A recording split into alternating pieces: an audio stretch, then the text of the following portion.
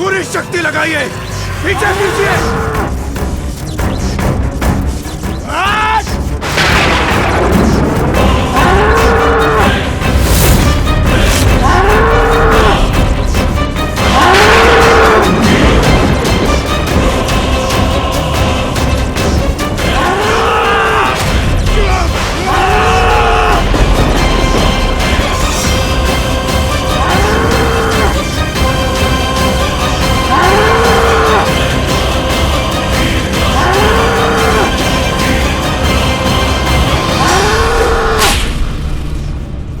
माता, मैंने वचन दिया था ना आप सबको कि मैं यहाँ से सुरक्षित निकाल लूंगा। अब मैं आपको कैलाश ले चलता हूँ। चलिए माता।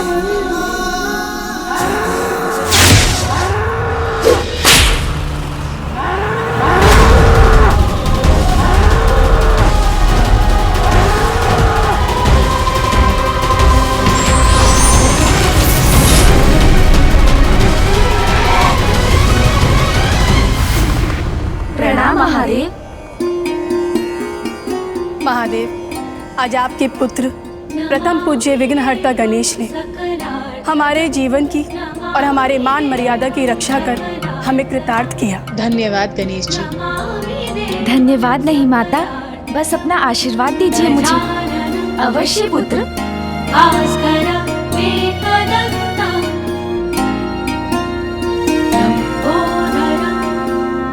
पुत्र, तुमने देवियों को यहाँ पर लाकर उचित किया। वो कैलाश में सभी संकटों से सुरक्षित हैं। और रहा महिषासुर, उसका उपाय तो देवता कर देंगे। पिताश्री, आपको भी ज्ञात है कितना शक्तिशाली है महिषासुर। देवता उसे परास्त कर सकेंगे, इसमें संदेह है मुझे। दुष्ट को मुक्त न होने पाए।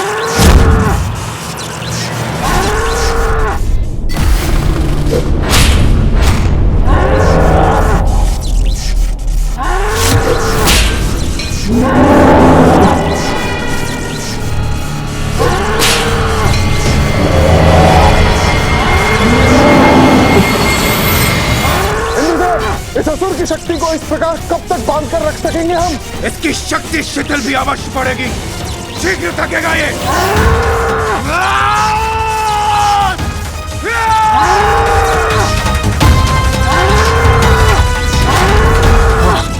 ये युक्ति कार्य कर रही है। महिषासुर निर्बल पड़ रहा है।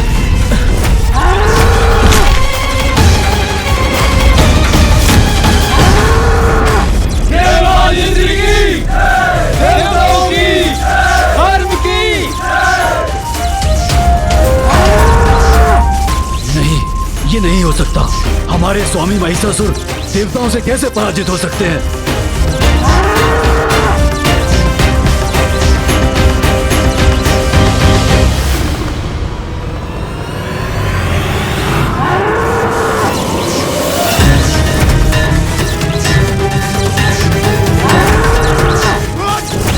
बल लगाकर पकड़ेगा फिर से, किसी भी प्रकार से ये मुक्त ना होने पाए। अरे अरे, पुनः उठाओ, पकड़ो पकड़ो, खींचो खींचो खींचो।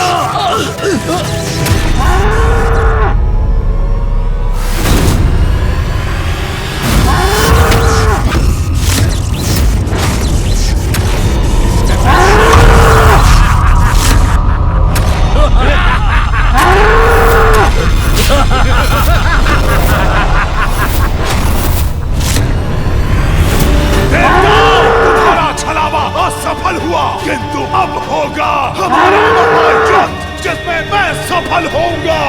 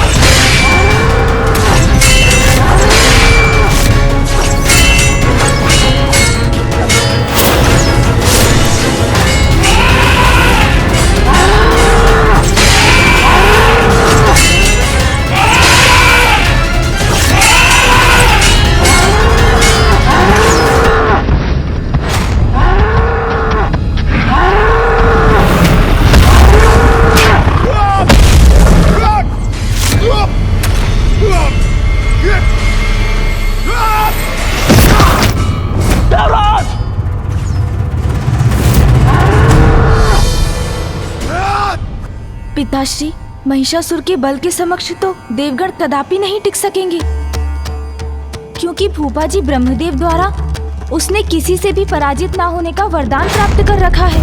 इसका कोई तो उपाय करना होगा। क्या आप अपने इस रूप को त्याग कर पुनः नहीं लौट सकती माँ? नहीं पुत्र, क्योंकि मेरे इस रूप के पीछे बहुत ही बड़ा उद्देश्य है। मुझे पिताश्री को बताना चाहिए कि माँ ही महिषासुर का अंत कर सकती हैं। पिताश्री, जो शक्ति महिषासुर को पराजित कर सकती है वो है। मैं समझ गया पुत्र। महिषासुर पशुवत युद्ध कर रहा है, इसलिए देवताओं को भी उससे युद्ध करने के लिए अपने पशु भेजने चाहिए। इस बार उन्हें देवताओं के वाहन बनकर नहीं, वरन उनके सैनिक बनकर युद्ध करना होगा। मुझे संदेह है कि देवताओं के समस्त पशु योद्धा मिलकर भी महिषासुर को परास्त कर सके। देवगण, पशु महिषासुर से युद्ध करने के लिए हमें अपने पशु भेजने होंगे। प्रहार करो!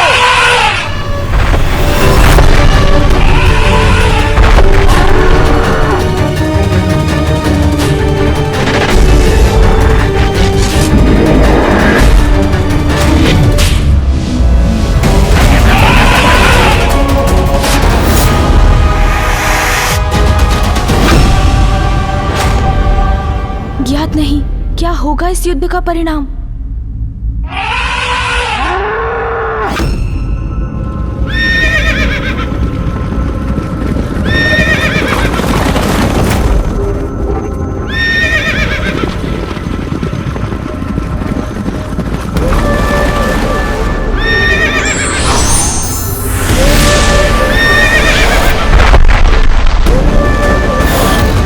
पशु मेरा अंत नहीं कर सकता, ये वरदान प्राप्त है मुझे।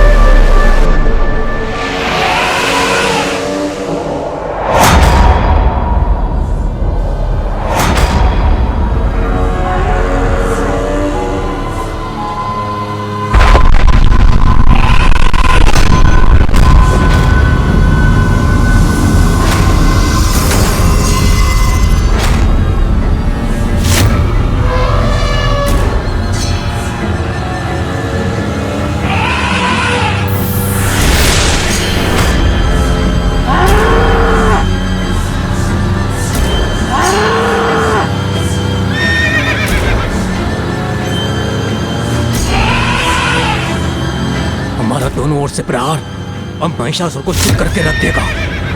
पराजित देवताओं, अब अपने अपने पशु भी मुझसे युद्ध करने के लिए भेज दिए, तो लो फिर करो मेरा सामना।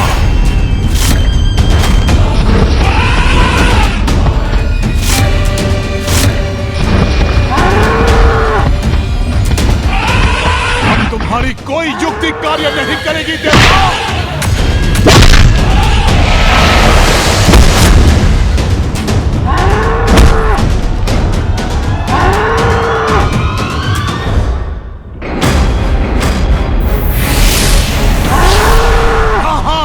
सबका ईश महिष हूं मैं, बल और छल दोनों से तुमसे बढ़कर हूं।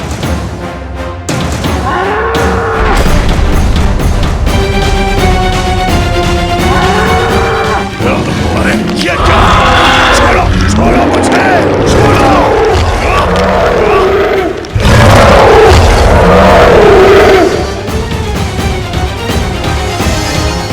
तो लो, जाओ उधर, जाओ अब महिषासुर को चित होना ही पड़ेगा।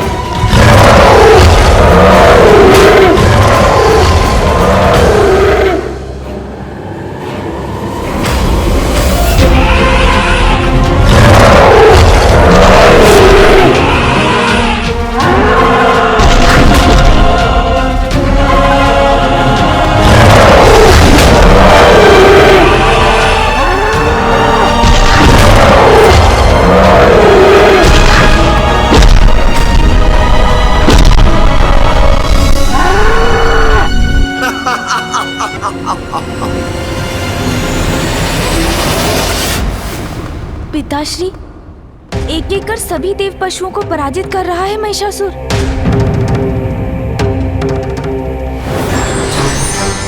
प्रणाम मामा जी। कल्याण हो पुत्र।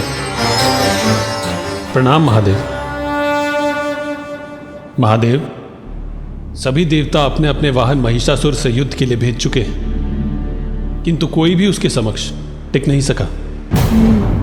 मामा जी को ज्ञात है महिषासुर को ब्रह्मदेव का वरदान प्राप्त है, वो अवश्य माँ का नाम सुझाएंगे। महिषासुर देवताओं उनके पशुओं से पराजित नहीं हो सकता। हाँ पिताश्री, उचित है। एक मात्र शक्ति जो महिषासुर को पराजित कर सकती है और वो है गरुड़। गरुड़ जी। प्रणाम प्रभु। प्रणाम महादेव। प्रणाम गणेश जी। आदेश प्रभु। गरुड़, जिस प्रकार आपने एक बार गज ग्रह को उठाकर अपना ग्रास बनाया था, आज महिषासुर को अपना भोजन बनाकर अपनी भूख शांत कीजिए।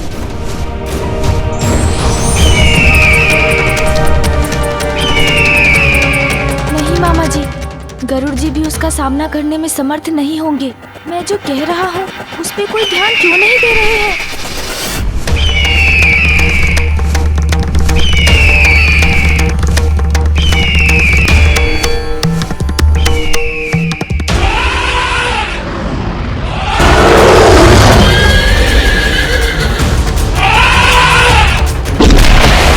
इस प्रकार तो ये महिषासुर हमारे वाहनों का अंत कर देगा।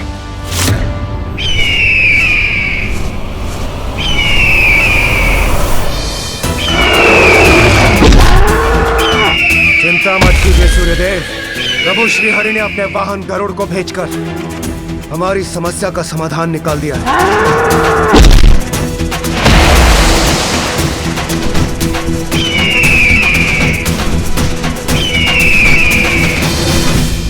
अब ये कौन आया है मेरी शक्ति से टकराने?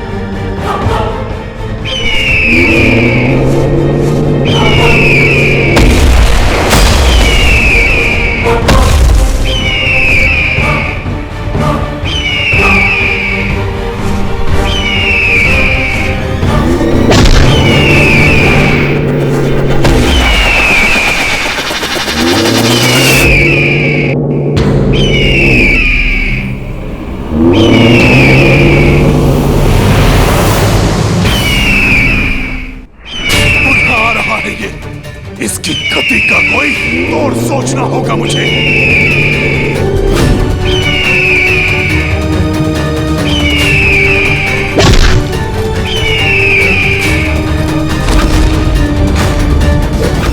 अब मैं अपनी शक्ति दिखाता हूं तुम्हें। इसने तो मुझे बेहोश कर दिया। मैं उड़ान कैसे भरूं? कैसा अनर्थ है? महिषासुर तो गरुड़ जी को पर्वत की ओर खींचे लिए जा रहा है।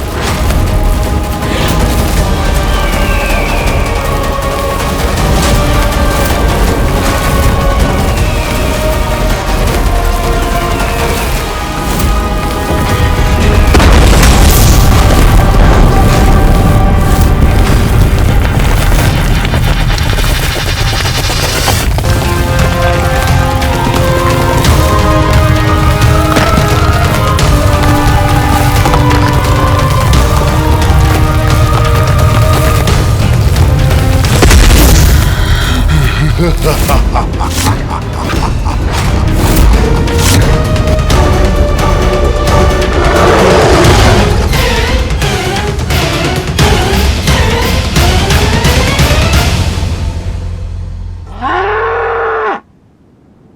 शक्तिशाली गरुड़ देव जी भी महिषासुर का सामना नहीं कर सके। पिताश्री और मामा जी दोनों को ज्ञात है कि कोई देव, मनुष्य, पशु महिषासुर का वध नहीं कर सकता। तो अब एक ही समाधान है, स्त्री की शक्ति अर्थात माँ। किंतु ये कैसे कहूँ, कैसे समझाऊं इन्हें?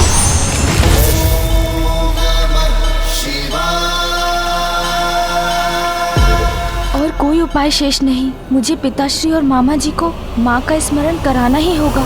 पिताश्री, मामा जी, अब तो एक ही समाधान है, एक ही ऐसी शक्ति है जो महिषासुर का अंत कर सकती है, और वो है मैं। प्रभु, मैं युद्ध करूंगा महिषासुर से। प्रभु, आज्ञा दीजिए मुझे, मैं उसका वध करूंगा। जाओ नंदी।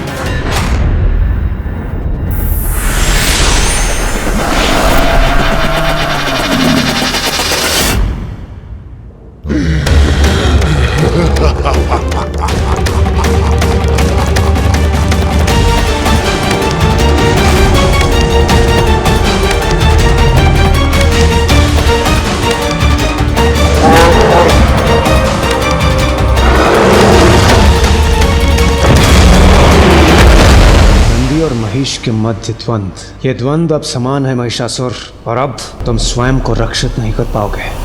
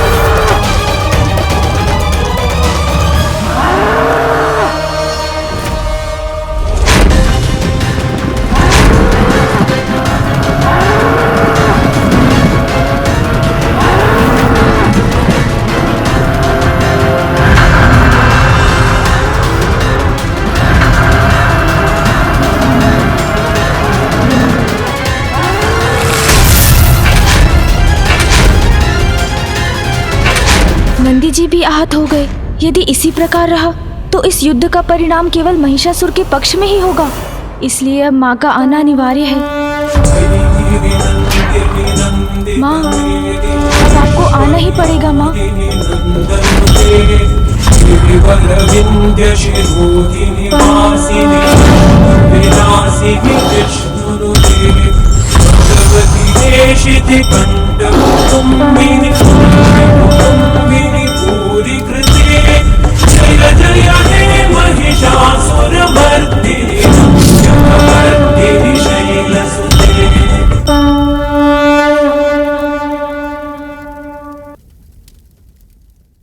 अधर्मी कितना भी बलवान क्यों ना हो, किंतु धर्म को कभी पीछे नहीं हटना चाहिए।